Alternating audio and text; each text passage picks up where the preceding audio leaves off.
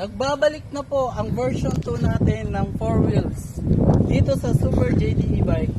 So ang advantage po nito, maganda na po yung crown light niya, buo na, hindi siya putol.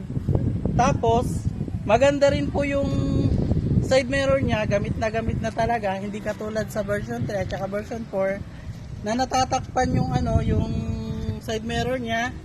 And then ang kagandahan po nito, yung pagliko po niya 45 degrees na talaga. Hindi ka na magpapaatras-atras pa para makaliko ka. Ayan po, mas malaki po yung kabig ng liko niya. And then may kasama rin na rin pong trapal, ilaw sa ilalim. Ayan, bubuksan po natin. Ilaw po sa ilalim. Tapos meron na rin Bluetooth speaker. Yung ilaw sa taas po. Ito po yan. Ayan, malakas na po yan. Maliwanag na po sa kalsada. And then pag binuksan nyo po yung Bluetooth, ayan, tutunog na po siya. Yung power.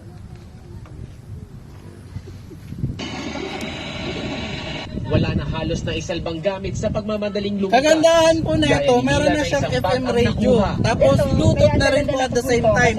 Meron po siyang electric fan, ayan, mini fan. Para pag nagbabiyahe ka, hindi ka may initan. Ito, man, dito po yung Tapos ito yung left ng signal.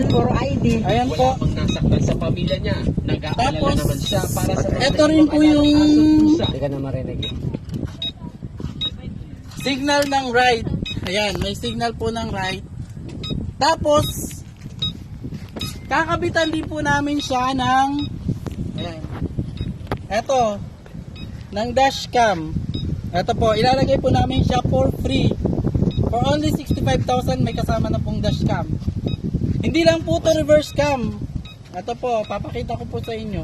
Hindi lang po siya reverse cam, kundi pati po sa front po siya. Ayan. Ayan, kasama na po ito sa 65,000. Package na po yan.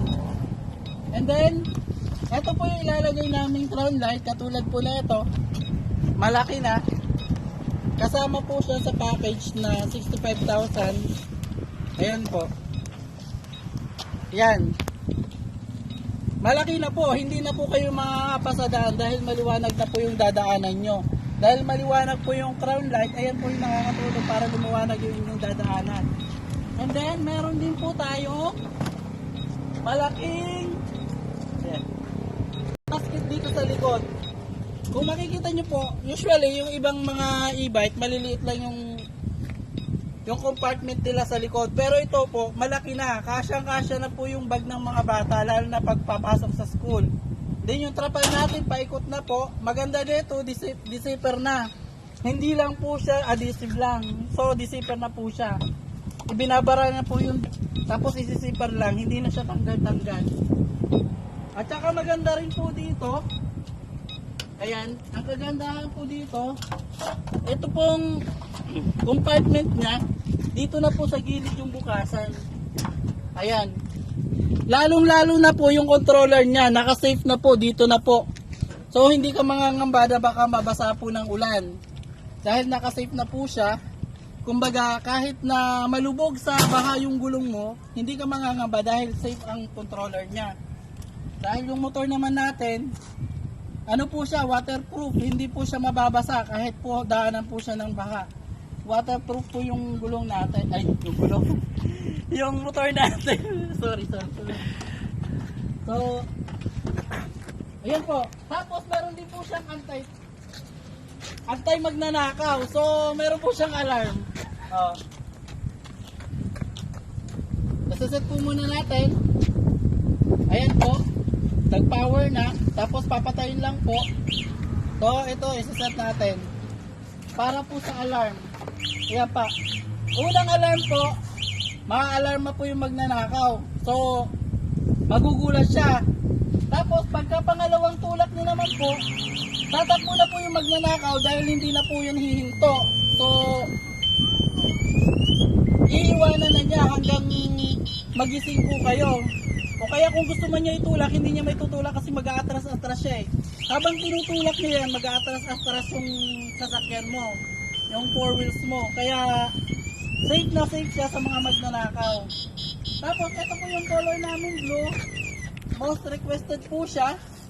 Ito po, turquoise blue. Ayan po. Sa amin lang po merong ganitong kulay kahit maghanap po kayo sa ibang mga tindahan. Sa amin lang po merong ganito sa Super JD e-bike. So, ayan po. Kompleto po siya. May crown light, may trapal, may wiper, mayroong electric fan, may underlight, may Bluetooth speaker, meron pong extra tire, meron pong dashcam, at saka malaki na po ang compartment niya sa loob. Ayan, yung compartment dito sa upuan, malaki na. So, ayan po yung kaibahan niya sa version 3 at saka version 4. Mas malaki po ang compartment niya. At saka yung tapaludo po niya, ganito na po. Hindi na po yung pabilog. Pwede nyo po siyang palitan ng mas malaking gulong. Pagka gusto nyo po i-upgrade yung gulong niya, pwede nyo po siyang palitan ng mas malaking gulong. Sa version 3 at saka version 4, nakafix yung gulong niya dahil yung tapaludo niya talagang halos sakto lang.